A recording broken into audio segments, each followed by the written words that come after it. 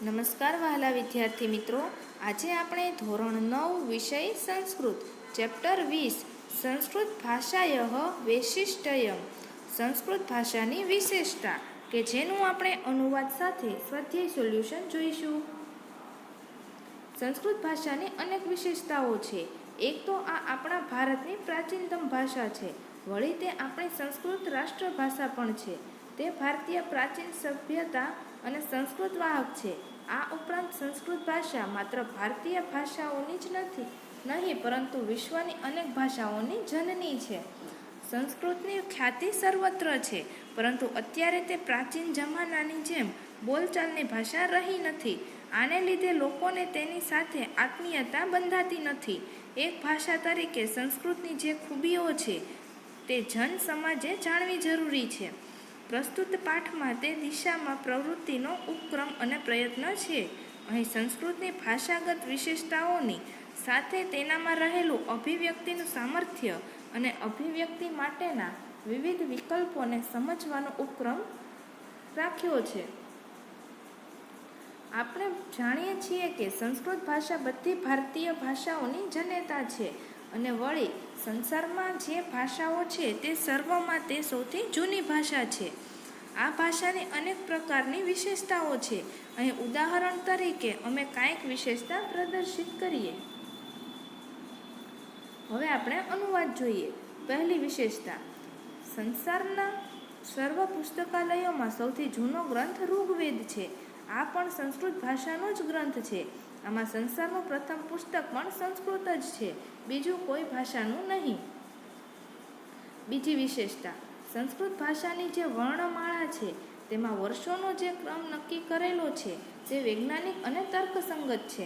બધા મનુષ્યને કુદરત પાસેથી જે ઉચ્ચારણાતંત્ર મળે છે તેને અનુસરીને અહીં વર્ણમાળામાં વર્ષોનો ક્રમ નક્કી કરેલો છે. ઉચ્ચારણ તંત્ર પ્રમાણે અકારનું ઉચ્ચારણ પહેલું થાય છે, આથી વર્ણમાળામાં કકાર પહેલો છે. એ જ રીતે વ્યંજન વર્ગોમાં ચકારનો ક્રમ પહેલાં અને ચકારનો ક્રમ પછી. તેનું પણ આ જ કારણ છે. બીજી ભાષાઓમાં જે વર્ણમાળાઓ છે ત્યાં આવો તર્કસંગત છે, વૈજ્ઞાનિક ક્રમ મળતો નથી. ત્રીજી વિશેષતા, આચાર્ય પાણિનીએ રચેલું અષ્ટાધ્યાયી નામનું પ્રસિદ્ધ સંસ્કૃત વ્યાકરણ માનવમાં મસ્તિષ્કની સર્વશ્રેષ્ઠ કૃતિ છે. આવું વ્યાકરણ બીજે પ્રાપ્ત થતું નથી. ચોથી વિશેષતા, સંસ્કૃત ભાષામાં મહાભારત નામનો એક પ્રસિદ્ધ ગ્રંથ છે. તે 1,00,000 શ્લોકોના પરિમાણવાળો છે. આવો વિશાળ ગ્રંથ આખાય સંસારમાં નથી. આ પણ સંસ્કૃતની અન્ય વિશેષતા છે. પાંચમી વિશેષતા, રામાયણ નામનું અત્યંત પ્રખ્યાત આદિકાવ્ય છે. પ્રાચીન ભારતમાં આ ગ્રંથ અનેક લિપિઓમાં લખાયો છે. ત્યારે તે નેવારી, મેથિલી, બંગાળી, દેવાનગરી, તેલુગુ ગ્રંથ, મલયાલમ, શારદા વગેરે લિપિઓમાં લખાયેલો મળે છે.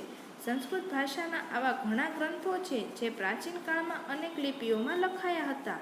આવી યોજના પણ સંસ્કૃતની જ વિશેષતા છે.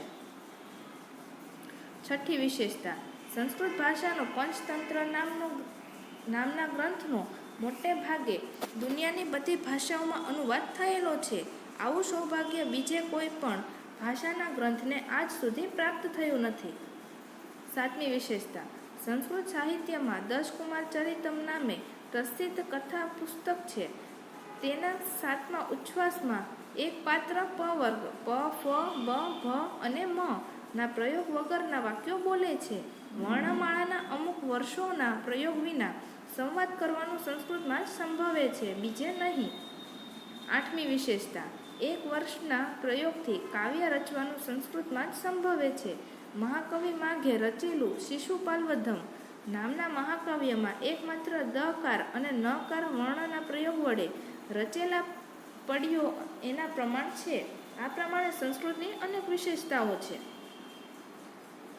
હવે આપણે સ્વાધ્યાય જોઈએ. પ્રશ્ન 1. અધોલિખિતેભ્યઃ વિકલ્પેભ્યઃ સમુચિતમ ઉત્તર ચિનુત. 1. સંસ્કૃત ભાષાયાં લક્ષ્ય શ્લોક પરિમિતિઃ ગ્રંથઃ કઃ? તો એ મહાભારતમ. 2. સંસારસ્ય પ્રાચીનતમઃ ગ્રંથઃ વર્તતે. A C ઋગ્વેદઃ. 3. मुखतः उच्चारणकाले कस्य स्वरवर्णस्य प्रादुर्भावः प्रथम भवति तो डी अकारस्य। 4. संस्कृतस्य वर्णमालायां वर्णानामः क्रमः कस्य आधारे निर्धारित अस्ति तो सी उच्चारणतन्त्रस्य। 5. दशकुमारचरितस्य कतमे उच्छ्वासे पवर्गप्रयोगरहितानि वाक्यानि सन्ति ए सप्तमे। 6. पाणिनिना रचितस्य व्याकरणस्य किं नाम तो सी अष्टाध्यायी। प्रश्न 2. अधोलिखितानां प्रश्नानाम् उत्तराणि संस्कृतभाषायां लिखत। 1. संस्कृतभाषायां कः ग्रन्थः सर्वासु भाषासु अनूदितः वर्तते? उत्तर: संस्कृतभाषायां पञ्चतन्त्रनामकः ग्रन्थः विश्वस्य सर्वासु भाषासु अनूदितः वर्तते। 2. व्यञ्जनवर्णेषु कस्य क्रमः प्रथम वर्तते? उत्तर: व्यञ्जनवर्णेषु ककारस्य क्रमः प्रथम वर्तते। 3. माघेनः रचितस्य काव्यस्य नाम किं भवति? उत्तर: माघेनः रचितस्य महाकाव्यस्य नाम शिशुपालवधवम् अस्ति। 4. ऋग्वेदः कीदृशः ग्रन्थः वर्तते? उत्तर: ऋग्वेदः संसारस्य सर्वेषु पुस्तकालयेषु प्राचीनतमः ग्रन्थः वर्तते। 5. महाभारते कति श्लोकाः सन्ति? उत्तर: महाभारते 1,00,000 श्लोकाः सन्ति। प्रश्न 3. रेखाङ्कितपदानां स्थाने प्रकोष्ठान्तः उचितः पदं चित्वा प्रश्नवाक्यं रचयत। 1. संस्कृतस्य वैशिष्ट्यं प्रदर्शयामः। उत्तर: संस्कृतस्य किं प्रदर्शयामः? 2. ऋग्वेदः प्राचीनतमः ग्रन्थः वर्तेते। उत्तर: कः प्राचीनतमः ग्रन्थः वर्तते? 3. संस्कृतभाषा भारतीयभाषाणां जननी। उत्तर: संस्कृतभाषायां कासा जननी? 4.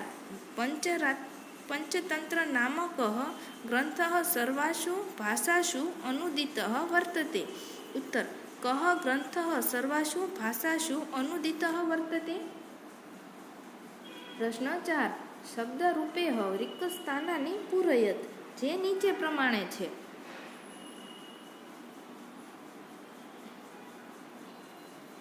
પ્રશ્ન 5. પ્રદત્તાનઃ શબ્દાનઃ પ્રયુજ્ય વાક્યાની રચયત. 1. સંસ્કૃત ભાષામાં અનેક ગ્રંથો છે.